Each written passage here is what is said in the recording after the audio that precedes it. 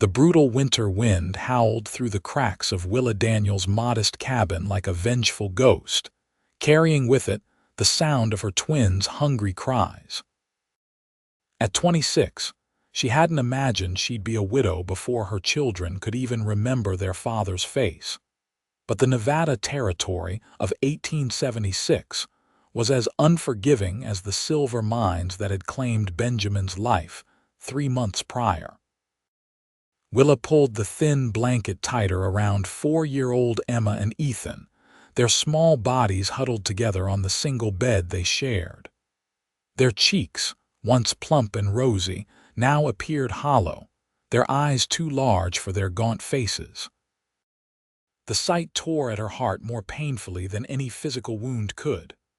"Mama, I'm hungry," Ethan whispered, his voice barely audible over the wind's relentless assault on their home in Silver Creek, Nevada. "I know, my love," Willa replied, smoothing back his sandy hair. "Tomorrow will be better, I promise." The words felt hollow even as she spoke them.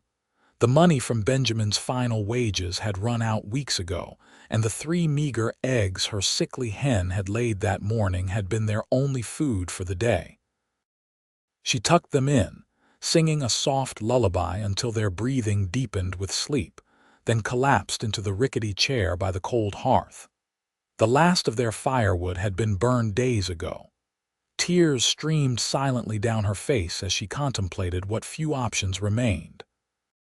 The general store had already refused her further credit. The bank was threatening to take their home.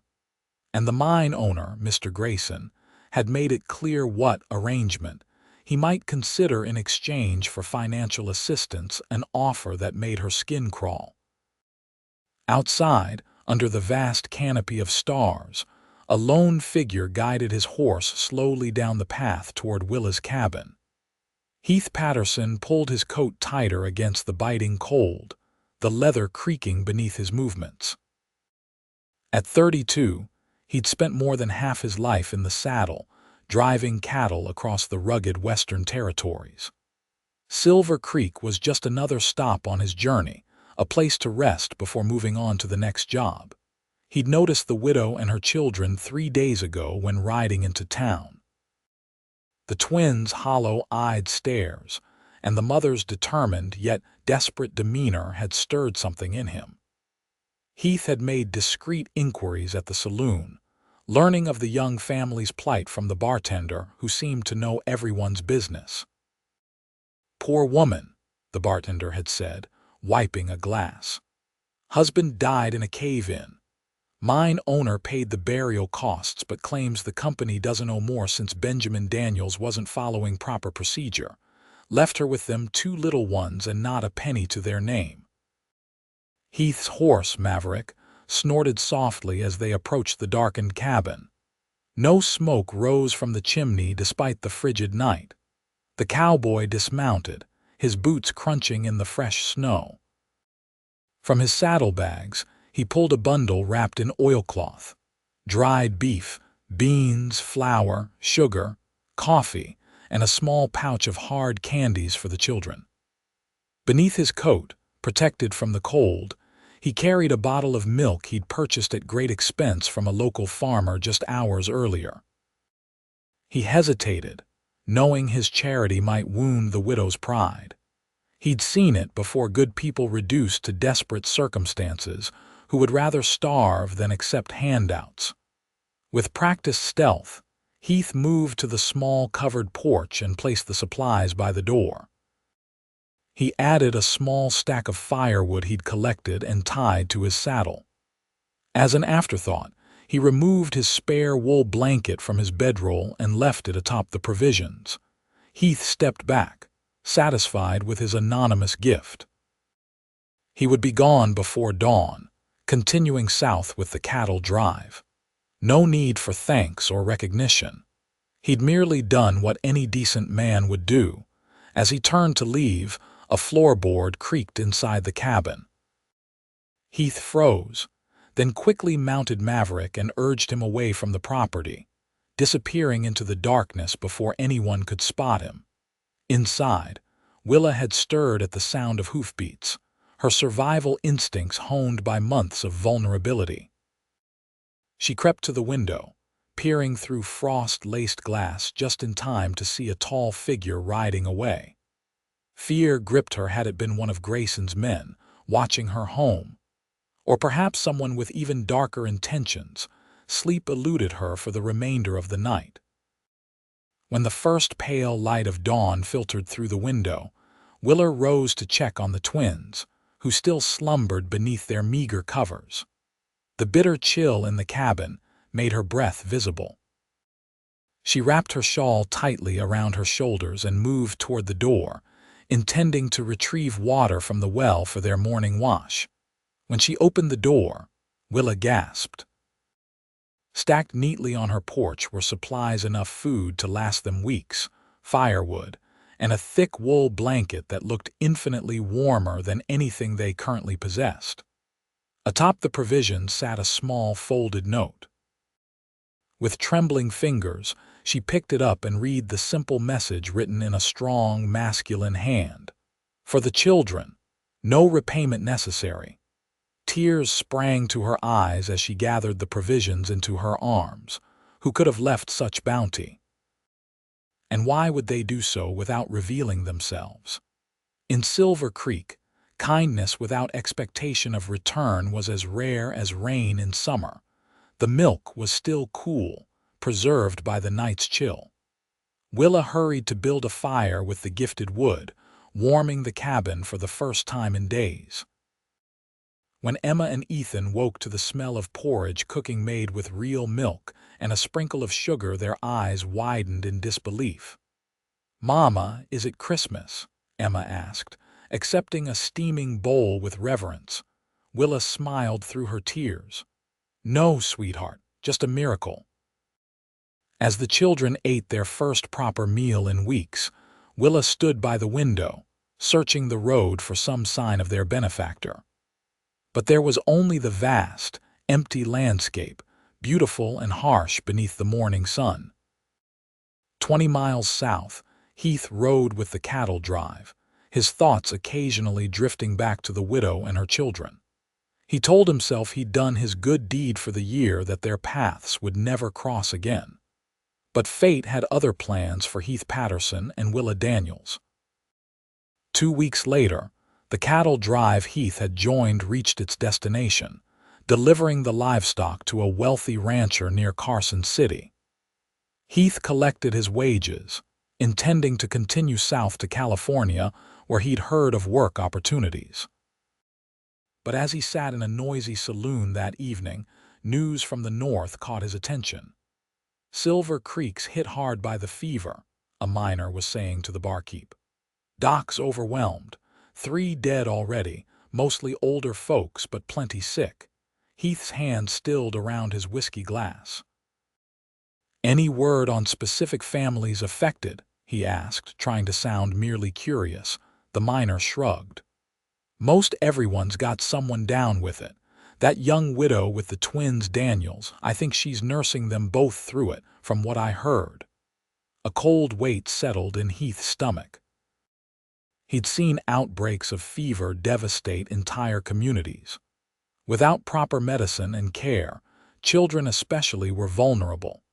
Before he fully processed his decision, Heath had paid his tab and was heading toward the general store to stock up on supplies. By dawn, he was riding north, back toward Silver Creek. The journey took 2 days of hard riding. As Heath approached the small mining town, he noticed the unusual quiet. Few people moved along the streets, and those who did hurried with handkerchiefs pressed to their faces. The doctor's small office had a line of people waiting outside, faces drawn with worry. Heath made his way directly to Willa's cabin, apprehension growing with each passing moment. When he arrived, he found the place silent. No smoke from the chimney despite the continuing cold. For a terrible moment he feared he was too late. Then he knocked firmly on the door. Several long seconds passed before the door opened a crack, revealing Willa's face, pale and drawn with exhaustion, her eyes wary. "Can I help you?" she asked, her voice hoarse. Heath removed his hat. "Madam, I'm Heath Patterson.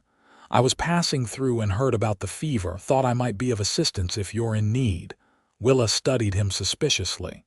"We're managing, Mr. Patterson. Thank you for your concern." She began to close the door. "Wait," Heath said quickly. "I've brought medicine, quinine and willow bark, and more supplies. Please, let me help." Something in his earnest expression must have convinced her, or perhaps it was simply that she was too exhausted to argue. Willa opened the door wider, revealing a cabin in disarray. Both children lay on the bed, their small faces flushed with fever, breathing labored. "The doctor's only been able to visit once," Willa explained, moving to wipe Emma's forehead with a damp cloth. "He's overwhelmed with cases. Said to keep them cool and try to get them to drink," but her voice broke. "Ethan hasn't taken anything since yesterday morning." Heath acted quickly, unpacking his saddlebags.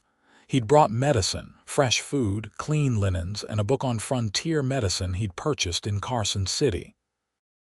Growing up with a mother who served as the local midwife and healer, he'd learned a few things about treating illness. "Let me prepare a tea with the willow bark," he said. "It'll help bring down their fevers, and I've got some broth that'll be gentle enough for them to manage." For the next several hours, Heath worked alongside Willa, coaxing the children to drink the medicinal tea and broth, applying cool compresses to their burning foreheads, and building a proper fire to keep the cabin warm without overheating it. Willa watched him with a mixture of gratitude and puzzlement. As night fell and the children finally slept more peacefully, their fevers slightly reduced, Willa collapsed into a chair across from Heath at the small table. "Why are you doing this?" she asked directly. "You don't know us." Heath considered his answer carefully. "I believe people should help one another when they can, that's all." Willa's eyes narrowed. "Was it you? 2 weeks ago the supplies on my porch." Heath hesitated, then nodded once. "The children looked hungry. How did you even know about us?" "I was passing through with a cattle drive, heard about your situation." He shifted uncomfortably under her scrutiny. "I didn't want recognition, madam, just wanted to help." Willa's eyes filled with tears. "You saved us. We had nothing left." "Anyone would have done the same," Heath insisted, though they both knew that wasn't true. "Not anyone," Willa said softly. "Not in this town." They fell into silence, the crackling fire and the twins' easier breathing the only sounds. Heath found himself studying Willa's face in the firelight, the delicate curve of her cheek, the stubborn set of her jaw, the quiet dignity she maintained despite her circumstances.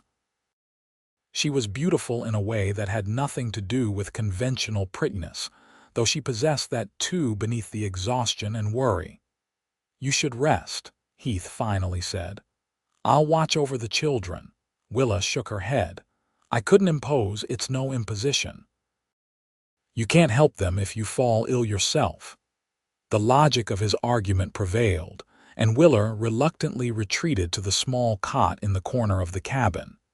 Despite her intention to merely rest her eyes, she fell into a deep sleep within minutes. Heath settled into the chair beside the children's bed, watching over all three of his unexpected charges. Something about this small, struggling family had touched a part of him he'd thought long buried, a yearning for connection, for purpose beyond the next cattle drive or paycheck. By morning, both children showed marked improvement. Ethan even sat up and managed to eat a small bowl of porridge. The relief on Willa's face was luminous, transforming her from merely pretty to radiant.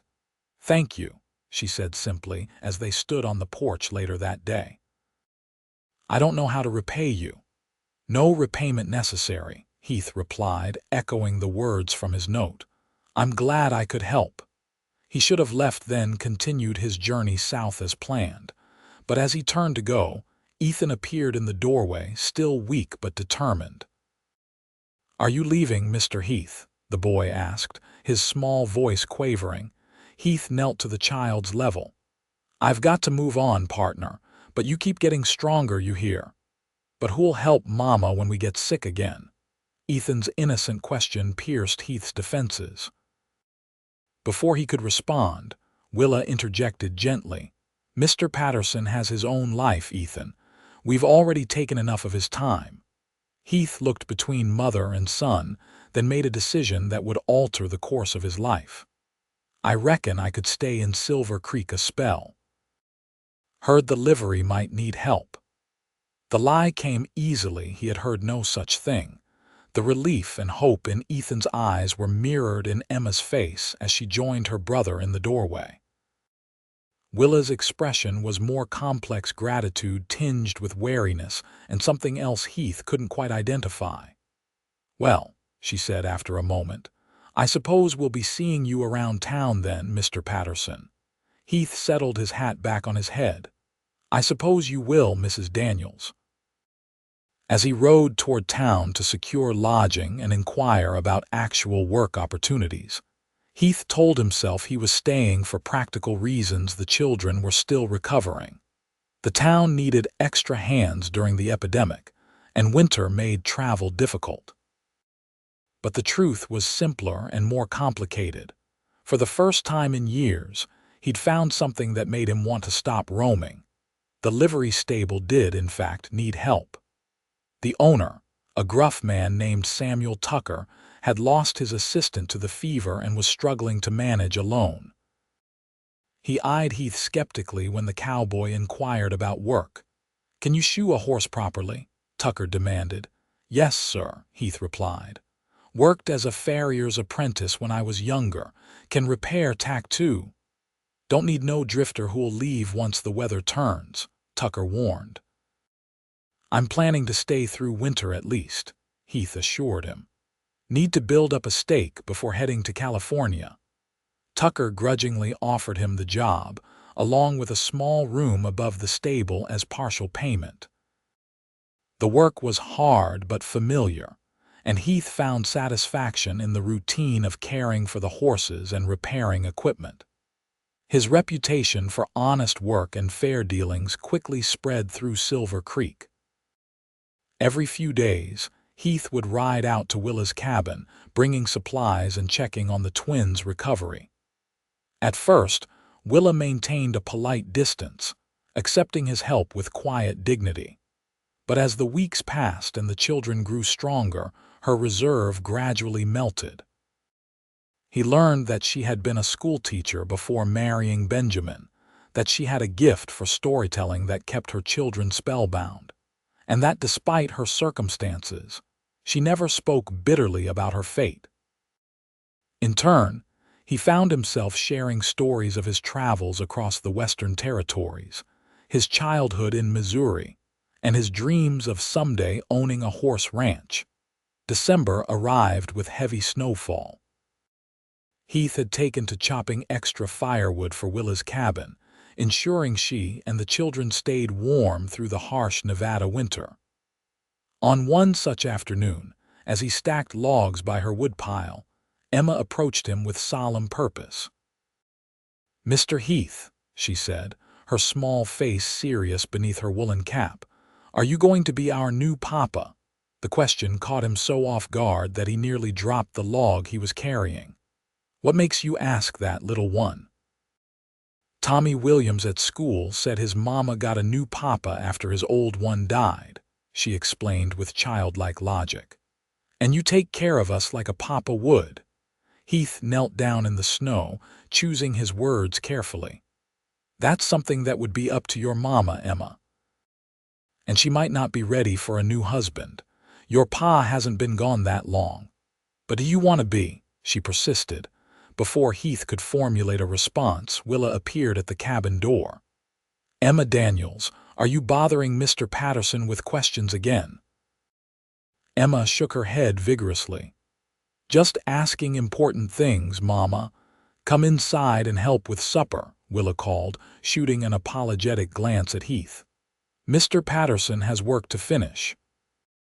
As Emma skipped back to the cabin, Heath remained kneeling in the snow, unsettled by how much he wanted to say yes to the child's innocent question.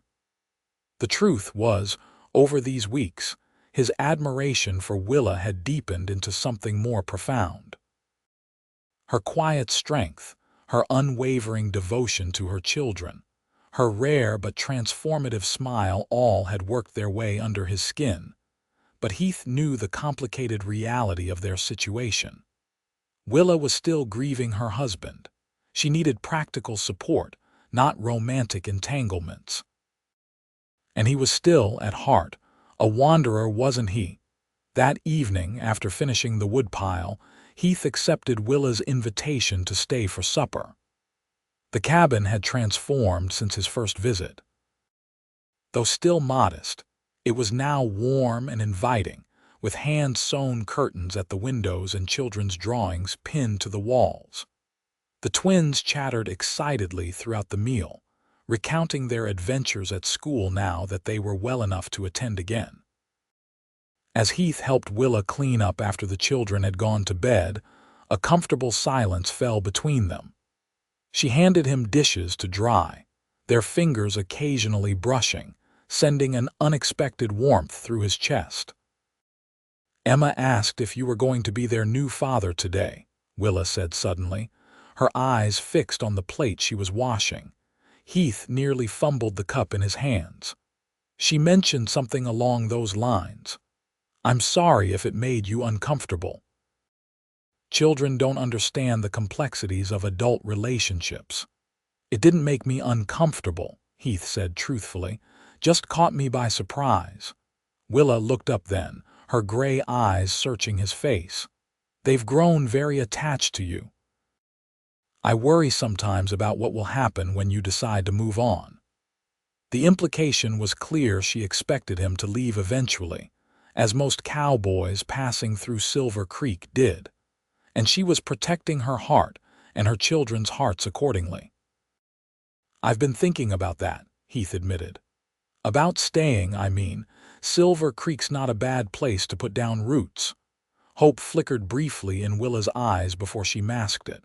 "What about your California plans?" "Plans change," he said simply. "Sometimes a man finds something worth changing for." The air between them seemed to thicken with unspoken emotions. Willa turned away first, placing the last clean plate on the shelf. "It's getting late," she said softly. "You should probably head back to town before the temperature drops further." Heath nodded, understanding her need for space. "I'll stop by tomorrow with that repair for your rocking chair." As he rode back to town through the silent, snow-covered landscape, Heath reflected on the unexpected turn his life had taken. 3 months ago, he'd been a drifter with no attachments, content with the freedom of the open trail.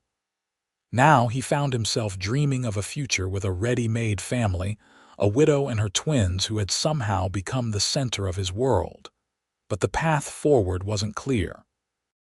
Willa gave no indication that she saw him as anything more than a kind friend.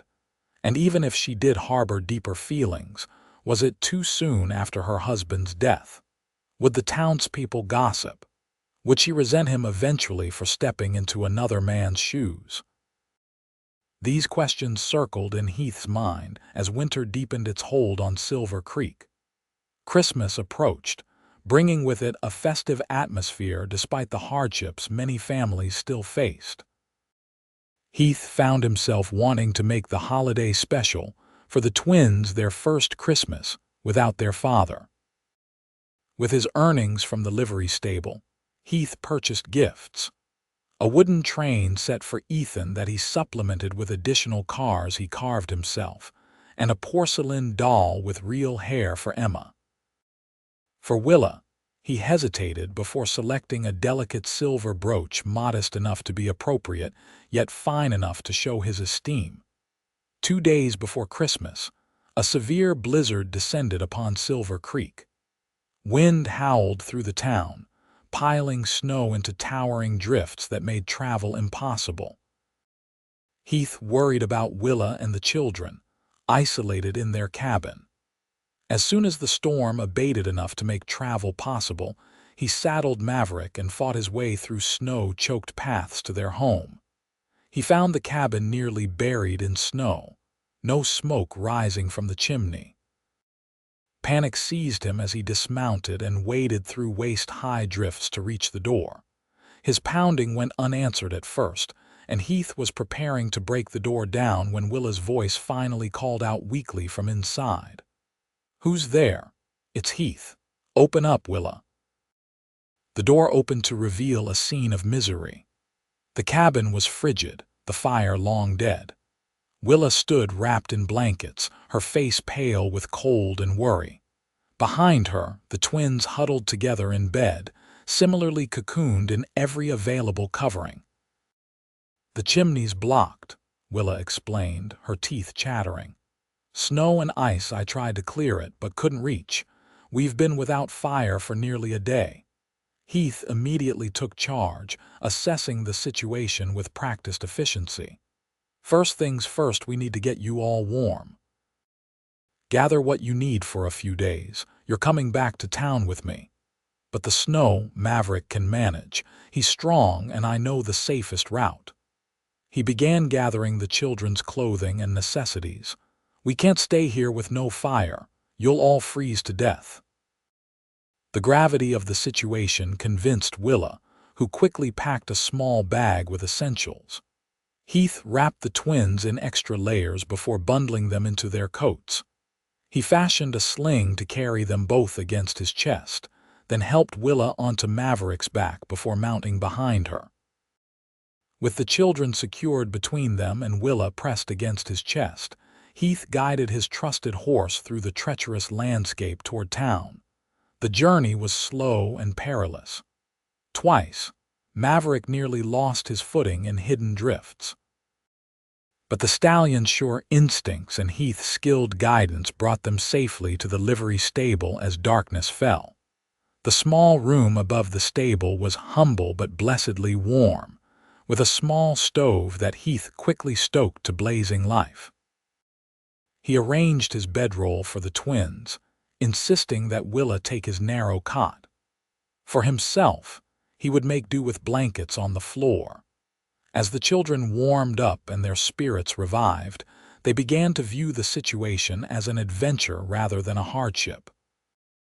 Ethan was fascinated by the stable below, while Emma was delighted by the small Christmas tree Heath had set up in the corner, decorated with simple handmade ornaments.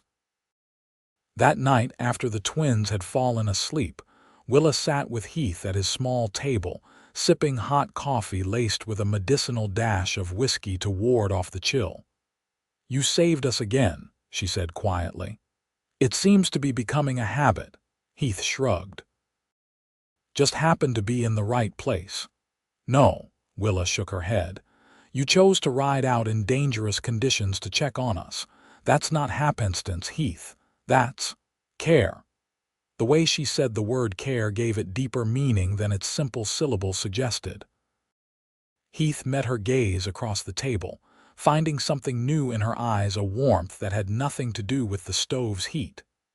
"I do care," he acknowledged, his voice low so as not to wake the children.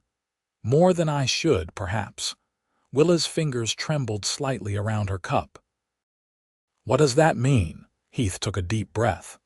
"It means I came to Silver Creek with no intention of staying. Now I can't imagine leaving them." He gestured toward the sleeping twins.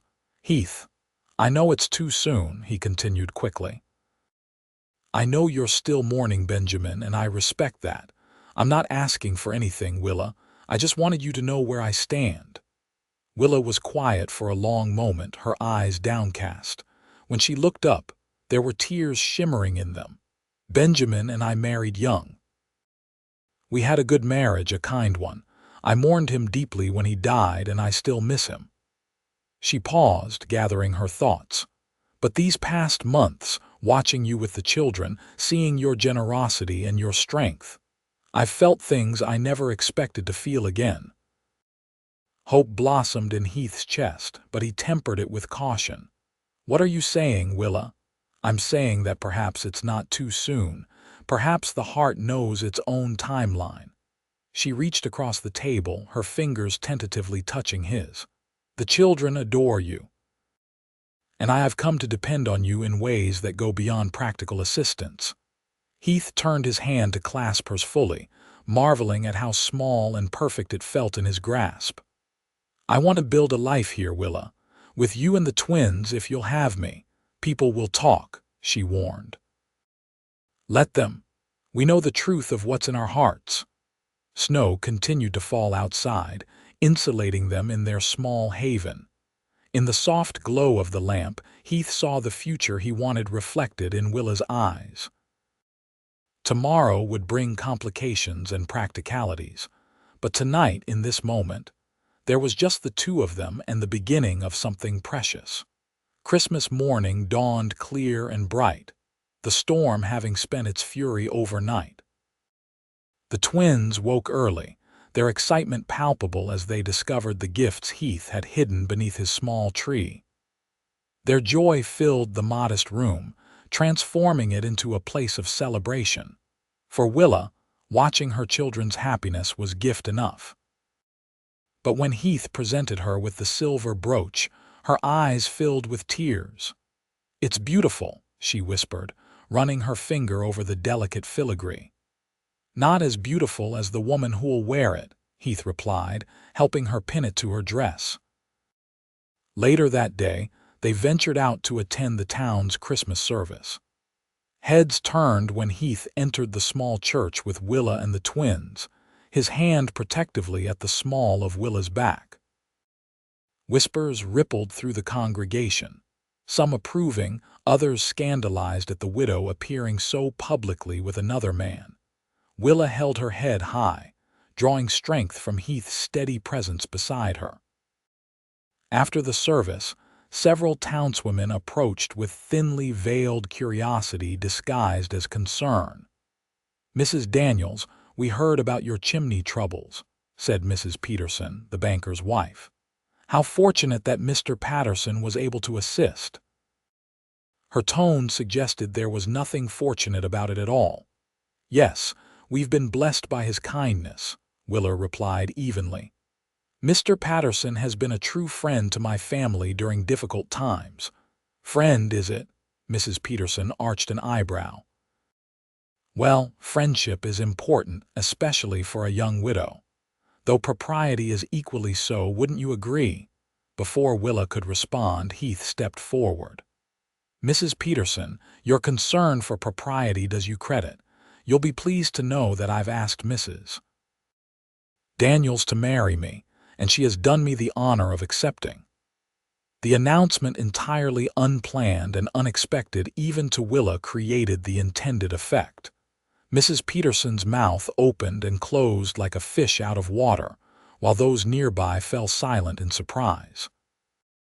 Willa recovered quickly, slipping her hand into Heath's. "We had planned to announce our engagement after the new year, but I suppose Christmas is as good a time as any for joyful news." As they left the church, Willa whispered, "That was quite a declaration, Mr. Patterson." Heath looked momentarily abashed. "I apologize for the presumption. I should have discussed it with you first. Are you retracting your proposal then?" There was a teasing light in her eyes that Heath had never seen before, playfulness rising through the layers of worry and responsibility that had defined her for so long. "Never," he said firmly. "Unless, of course, you wish to decline it." "I think," Willa said thoughtfully, "that accepting a proposal from the man who has twice saved my children's lives, who chops my firewood, repairs my furniture, and looks at me as though I hung the moon, would be the wisest decision I've ever made." Heath's face broke into a grin of pure joy. He lifted her hand to his lips, pressing a kiss to her knuckles in full view of anyone who cared to look. "Then I am the luckiest man in Nevada territory." The twins, overhearing this exchange, erupted in cheers. Ethan tugged at Heath's coat. "Does this mean you are going to be our new papa?" Heath knelt down to the boy's level. "If that would be all right with you and your sister." Emma threw her arms around his neck. We asked Santa for a papa for Christmas. Laughter bubbled from Willa's throat, a sound so rare and beautiful that Heath vowed silently to spend his life finding ways to evoke it again and again. Their engagement caused exactly the stir in Silver Creek that they had anticipated. Some approved, noting that a widow with young children needed a provider, especially one as hardworking and honorable as Heath had proved himself to be. Others clucked their tongues at the unseemly haste, calculating the months since Benjamin Daniels had been laid to rest and finding the arithmetic lacking. Heath and Willa paid little attention to the gossip. January brought heavy snows that kept them occupied with practical concerns. Keeping the cabin warm, Heath had cleared and repaired the chimney, ensuring they had enough provisions and planning for their future together. They decided to marry in the spring, when travel would be easier for Heath's mother and sister to journey from Missouri for the ceremony. In the meantime, Heath continued working at the livery stable while helping Willa repair and improve her cabin. He built an addition, a proper bedroom for the twins, so that he and Willa could have privacy once they were married. As February's fierce cold gave way to March's tentative thaw, Willa received a letter that threw their plans into disarray. Her sister in Sacramento was gravely ill and had asked for Willa to come care for her and her young son. "I have to go," Willa said, showing Heath the letter. "Charlotte has no one else." Heath nodded, understanding family duty all too well. "How long will you be gone?" "I don't know. Weeks, perhaps months if her condition is as serious as the letter suggests." Worry creased Willa's brow. "But the children will stay with me," Heath said firmly. "I can move into the cabin while you're gone, keep everything running smoothly." Willa's eyes widened. "That would cause even more gossip than our engagement." "Let them talk. The children know me, trust me. It makes more sense than uprooting them to Sacramento or finding someone else to care for them here." After much discussion, they agreed on the arrangement, though with certain concessions to propriety. Mrs. Tucker, the livery owner's wife, would come daily to help with the children and serve as a chaperone of sorts, ensuring the town couldn't claim Heath and Willa were living together before marriage. The day of Willa's departure was somber. The twins clung to their mother, understanding for the first time that she would be gone for more than just a day or two. Heath held her closely at the stagecoach, memorizing the feel of her in his arms. "I'll write as often as I can," Willa promised. "And I'll return as soon as Charlotte is well enough." "We'll be waiting," Heath assured her. "The children will be safe with me, I swear it." As the stagecoach pulled away, Heath felt the weight of responsibility settle more firmly on his shoulders. He was now the sole caretaker for two young children who had already experienced too much loss in their short lives. He was determined not to let them down or Willa. The first weeks of Willa's absence were challenging. Ethan had nightmares, fearing his mother might not return just as his father hadn't. Emma became unusually quiet, her usual chatter replaced by solemn watchfulness. Heath navigated these emotional waters as best he could, offering reassurance, maintaining routines, and reading Willa's letters aloud repeatedly until the children had memorized them. Mrs. Tucker proved invaluable, teaching Heath the domestic skills he lacked: how to properly wash clothes, how to braid Emma's hair, how to treat the childhood illnesses that inevitably arose. Under her guidance, Heath learned to manage the household with increasing competence. Letters from Willa came regularly at first, filled with news of Charlotte's slow improvement and expressions of love and longing for Heath and the children. But as April turned to May, the letters became less frequent and more troubling. Charlotte had suffered a setback. The doctor was concerned. Willa couldn't possibly leave yet. Heath wrote back encouragingly, assuring her that everything was fine at home, that the children were thriving, that she should focus on her sister without worry.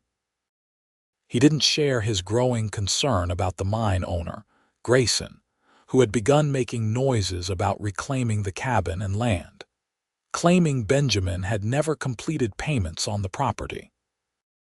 One evening in late May, as Heath sat on the porch mending one of Ethan's shirts, a rider approached the cabin.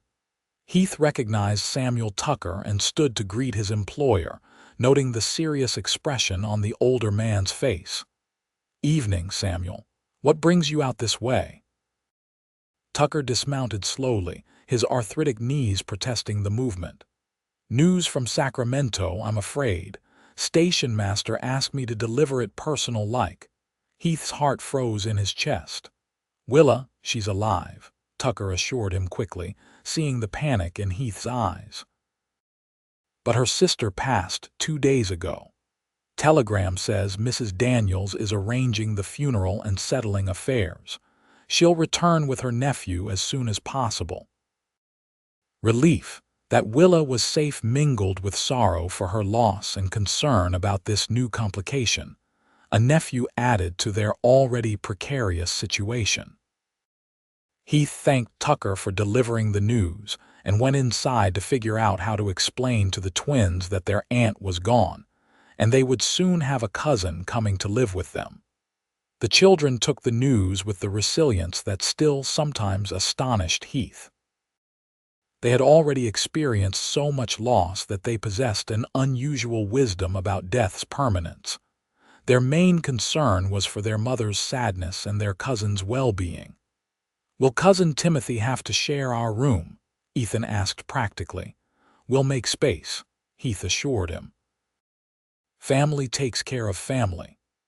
A week later, another telegram arrived. Willa would be returning on Saturday's stage, accompanied by 7-year-old Timothy. Heath and the twins prepared excitedly, cleaning the cabin from top to bottom and rearranging furniture to accommodate another child. Heath completed the bedroom addition just in time, adding a third small bed for Timothy. Saturday dawned clear and warm, a perfect late May day. Heath dressed the twins in their best clothes and loaded them into the wagon for the trip to town. They waited at the stage-coach stop, the children barely containing their excitement as the cloud of dust announcing the stage's approach appeared on the horizon. When the coach finally rolled to a stop, Heath felt his heart hammering against his ribs.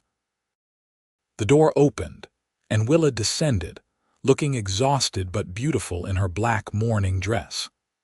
In her arms, she carried a small boy with curly brown hair and solemn eyes, Charlotte's son, Timothy.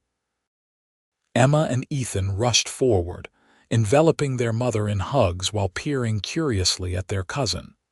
Heath held back, allowing the family their reunion. But Willa's eyes sought him over the children's heads, and the look she gave him was filled with such longing and gratitude that he felt it like a physical touch. When the children's initial excitement subsided, Willa approached Heath, Timothy still clinging to her skirts. "Heath," she said simply, her voice breaking slightly on his name.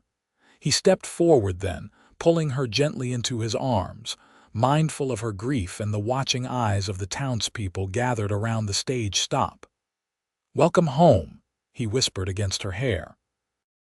Willa introduced Timothy to Heath, explaining that this was the man who would be their new father once she and Heath were married. The boy regarded Heath solemnly, his eyes wise beyond his years. "Mama said you take care of people," Timothy said finally. "That you took care of Emma and Ethan when they were sick, and you left food when they were hungry." Heath knelt to the boy's level. "Your mama, your Aunt Willa now, was doing the hard work of caring for her family. I just helped out a bit." Timothy considered this. "My mama's gone to heaven. Aunt Willa says I'm to live with you now." "That's right," Heath confirmed. "We've got a bed all ready for you, right next to Ethan's. Will you help take care of me too?" The question held all the vulnerability of a child who had just lost his world. "Count on it, partner," Heath promised, holding out his hand. Timothy took it solemnly, and something passed between them, an understanding, a beginning. Heath glanced up to find Willa watching them, tears streaming silently down her face. Not tears of grief this time, he thought, but of gratitude and perhaps even joy amid the sorrow. The journey home was filled with the twins' chatter as they updated their mother on everything she had missed. Timothy remained quiet, overwhelmed by the changes, but he held tightly to Willa's hand and occasionally showed interest in something Ethan pointed out along the road. When they reached the cabin, Willa gasped at the transformation. The addition Heath had built was solid and well crafted, the yard neatly kept, and a small kitchen garden was beginning to sprout along the southern wall. "You've been busy," she said, taking in all the improvements. "Had to keep myself occupied while you were gone," Heath replied with a small smile. "Kept my mind off missing you." That evening, after the children were finally asleep, all three piled into the new bedroom. Timothy, between the twins who had protectively flanked him, Heath, and Willa, sat on the porch in the gentle spring night. "I can't believe how much you've done," Willa said, leaning her head against his shoulder. "The cabin, the children, everything, they're remarkable kids," Heath said, "made it easy to care for them, and now there's Timothy too." Willa sighed. "I know it's a lot to ask, taking on another child who isn't yours." Heath stopped her with a gentle finger to her lips. "Timothy is Charlotte's son, which makes him your family. That's enough for me." He paused, gathering his thoughts. "When I left that first bundle of supplies on your porch last winter, I never imagined where it would lead. I was just a drifter doing one decent thing before moving on. But now, Willa prompted when he fell silent. "Now I have a purpose beyond the next horizon. I have people who depend on me, who care if I come home at night." He took her hand, running his thumb across her knuckles. "I have you." Willa's eyes glistened in the moonlight. "You've given us so much, Heath. Security, safety, hope. You've given me more," he interrupted. "A family, a home." He leaned in, brushing his lips against hers in a kiss that held all the promise of their future together. They were married 2 weeks later in a simple ceremony at the small church in Silver Creek. The timing raised eyebrows given Willa's recent bereavement for her sister, but no one voiced objections aloud. The couple had proven themselves to the community through the winter's hardships and their devoted care of the children. Willa wore a dress of pale blue rather than traditional white, acknowledging her status as a widow while celebrating her new beginning. The children stood beside them, Emma and Timothy with Willa, Ethan proudly next to Heath as his best man. Samuel Tucker and his wife hosted a modest reception at their home, where the children played in the garden while the adults shared a meal and offered good wishes to the newlyweds. Even Mrs. Peterson, who had been their most vocal critic, presented them with a handmade quilt as a peace offering. That night, after settling the children in their room with stories and reassurances that their new family arrangement was permanent and secure, Heath and Willa retired to their own room, now truly theirs together. In the privacy of their bedroom, Heath took Willa's face between his hands, studying her features in the soft lamplight. "Are you happy, Mrs. Patterson?" Her new name brought a smile to Willa's lips. "Happier than I ever thought possible after Benjamin died. You've given us so much, Heath." "We've built this together," he corrected gently. "And we'll keep building our home, our family, our future." As summer bloomed across the Nevada landscape, the Patterson family settled into their new reality. Heath continued working at the livery stable, while implementing his plans to start a small horse breeding operation on their land. Willa began taking in sewing and occasionally substituting at the schoolhouse when the regular teacher was absent. Timothy gradually emerged from his shell of grief, finding comfort in the steady routines of their household and the unwavering acceptance of his cousins, who quickly became more like siblings. By July, he was laughing again, joining Ethan in boyhood adventures and tolerating Emma's attempts to mother him with good grace. In August, Willa shared news that completed their joy. They were expecting a child of their own, due to arrive in early spring. The twins and Timothy received this announcement with excitement, already debating names and making plans for their baby. As Willa's pregnancy progressed, Heath found himself watching her with a mixture of awe and protectiveness. She bloomed with new life, her natural beauty enhanced by the radiance that seemed to emanate from within. He took on more household duties, insisting she rest when possible, much to her amused exasperation. "I carried twins while teaching school every day," she reminded him. "I'm perfectly capable of cooking dinner." "Humor me," Heath would reply, guiding her to her rocking chair. "I missed caring for you during your first pregnancy. Allow me this one." Winter returned to Silver Creek, but this year brought no hardships to the Patterson cabin. Their woodpile was substantial, their larder well stocked, and their home filled with warmth that came from more than just the crackling fireplace. The children thrived under the care of both parents, each finding their place in the expanded family. On a snowy March morning in 1878, Willa gave birth to a healthy boy they named James Benjamin Patterson James, for Heath's father and Benjamin in honor of the man whose legacy lived on in Emma and Ethan. The baby had Heath's dark hair and Willa's gray eyes, a perfect blend of them both. As Heath held his son for the first time, surrounded by the three older children who peered in fascination at their new brother, he marveled at life's unexpected turns. One simple act of kindness, supplies left anonymously for a struggling widow and her twins, had set in motion events that led to this moment of perfect contentment. "What are you thinking?"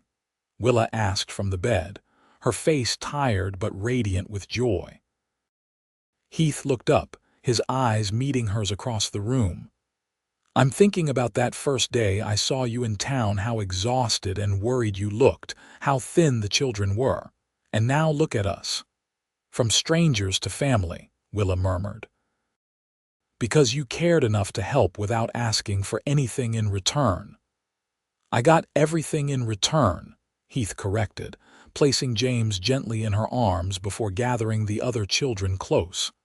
"Everything that matters." 10 years later, the Patterson Ranch had become one of the most respected in the region.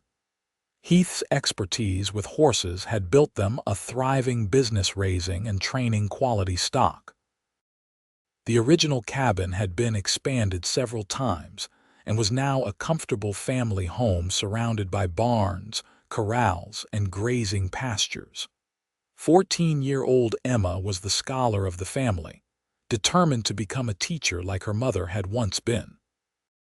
Ethan, also 14, showed Heath's gift with horses and worked alongside his father whenever he wasn't in school. 17-year-old Timothy had developed a talent for carpentry and was apprenticed to the town's cabinet maker. 9-year-old James was the family musician, filling their home with melodies from his prized violin. And 6-year-old Sarah, their youngest, was a sprite of a girl with her mother's gentle heart and her father's adventurous spirit. On a warm summer evening, as the family gathered on the wide porch after dinner, Willa leaned against Heath's shoulder and surveyed their domain. "Did you ever imagine this?" she asked quietly. "That night when you left food on a stranger's porch?" Heath shook his head, his arm tightening around her waist. "Never.